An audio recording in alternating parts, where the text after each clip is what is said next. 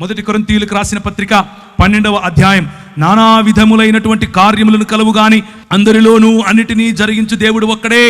ఆయన అందరి ప్రయోజనము కొరకు ప్రతివానికి ఆత్మ ప్రత్యక్షత అనుగ్రహింపబడుచున్నది. ఎలయనగా ఒకనికి ఆత్మ మూలముగా బుద్ధివాక్యము, మరి ఒకనికి ఆత్మను అనుసరించు జ్ఞానవాక్యము, మరి ఒకనికి ఆత్మ నుండే విశ్వాసము, మరి ఒకనికి ఒక్క ఆత్మ వలననే స్వస్థపరచు వరము, మరి ఒకనికి అద్భుత కార్యములు చేయు శక్తి, మరి ఒకనికి ప్రవచన వరము, మరి ఒకనికి ఆత్మల వివేచన, మరి ఒకనికి నానావిధ భాషలను మరి ఒకనికి భాషలకు అర్థము చెప్పు శక్తియు అనుగ్రహింపబడి ఉన్నది. ఇదంతా మనం తీసుకొచ్చి ఏం చేశాం?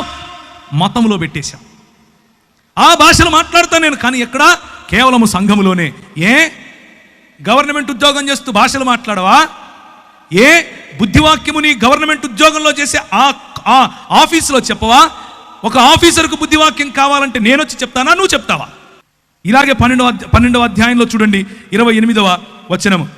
మరియు దేవుడు సంఘములో మొదట కొందరిని అపోస్తలుగాను, పిమ్మట కొందరిని ప్రవక్తలుగాను, పిమ్మట కొందరిని బోధకులుగాను, అటు పిమ్మట కొందరిని అద్భుతములు చేయువారుగాను, తరువాత కొందరిని స్వస్థపరచువారుగాను, కృపావరములు గలవారుగాను, కొందరిని ఉపకారములు చేయువారుగాను, కొందరిని ప్రభుత్వములు చేయువారుగాను, కొందరిని నానా భాషలు.